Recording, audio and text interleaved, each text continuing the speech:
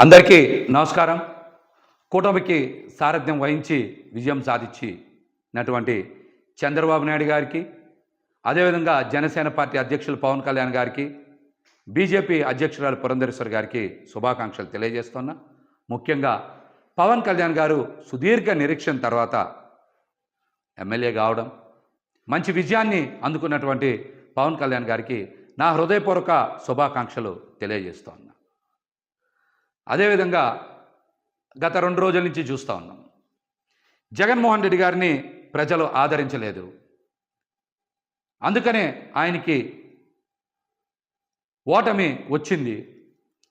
కేవలం 11 స్థానాలకే పరిమితం అయ్యారు. భారీ మెజార్టీలు కూటమి అభ్యర్థులకి వచ్చాయని చాలామంది మళ్ళీ విష ప్రచారం, చెడు ప్రచారం చేస్తున్నారు.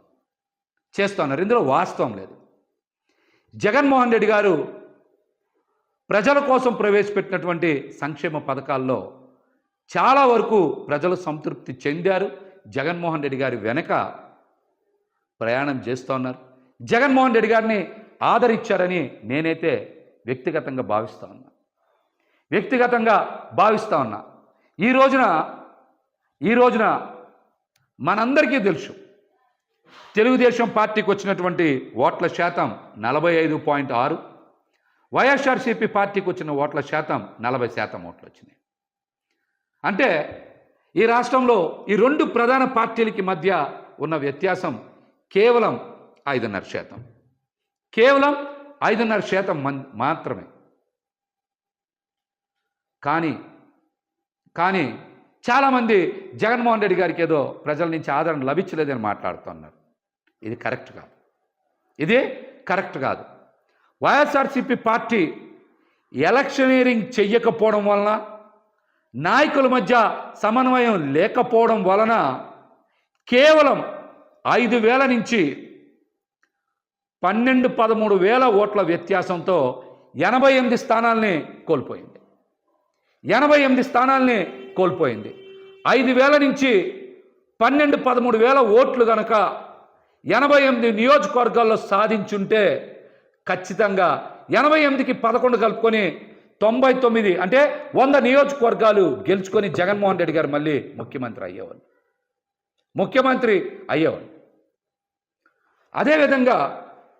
అదేవిధంగా ఇంకొక చిన్నది కనుక యాడ్ చేసుకుంటే, ఓట్ల వ్యత్యాసం కనుక యాడ్ చేసుకుంటే 4-5 వేల ఓట్ల నుంచి 13-14 వేలకి మరొక 3-4 వేల ఓట్లు కనుక కలుపుకుంటే, అంటే 18,000 ఓట్లు కనుక సాధించుంటే మరొక 31 స్థానాలు పెరిగాయి. అంటే 119 స్థానాల్లో వైఎస్ఆర్సీపీ పార్టీ గెలిచేది. ఇప్పుడున్న 11 స్థానాలు కూడా జత కలిస్తే 130 స్థానాలు అయ్యాయి. ఇది కేవలం ఎన్ని వేల ఓట్లు తేడా? 4,000 నుంచి 17,000 ఓట్లు తేడాతో వైఎస్ఆర్సీపీ పార్టీ వదిలేసుకున్నటువంటి స్థానాలు 119. ఈ 11 కూడా కలుపుకుంటే 130 స్థానాలు వచ్చాయి. అంటే వైఎస్ఆర్సీపీ పార్టీకి మరొక 10 లక్షల ఓట్లు పడుంటే జగన్మోహన్ రెడ్డి గారు రెండోసారి ముఖ్యమంత్రి అయ్యేవారు. కేవలం కూటమికి వైసీపీ పార్టీకి మధ్య వ్యత్యాసం, ప్రభుత్వ ఏర్పాటుకి వ్యత్యాసం కేవలం 10 లక్షల ఓట్లు మాత్రమే. కానీ దీన్ని భూతద్దంలో చూపించి విష ప్రచారం చేయాలని చూస్తూ ఉన్నారు. ఈ కుట్రలు ఎక్కువ రోజులు కొనసాగవని కూడా తెలియజేస్తా ఉన్నా. ఇక్కడ నాయకులు ఈరోజు బయటకు వచ్చి జగన్మోహన్ రెడ్డి గారినో లేకపోతే కొంతమందినో బాధ్యులను చేసి బయటకు వచ్చి మాట్లాడుతూ ఉన్నారు. ఇది సందర్భం కాదు. ఓటమి చెంది నిరాశలో ఉన్నటువంటి కేడర్కి, అదేవిధంగా మరొక మారు ముఖ్యమంత్రి అవుతారని ఆశించినటువంటి ప్రజలకి అండగా నిలవాల్సినటువంటి తరుణం. నాయకులు ఈ విషయాన్ని గ్రహించాలి. కార్యకర్తలకి, ప్రజలకి అండగా నిలవాలి.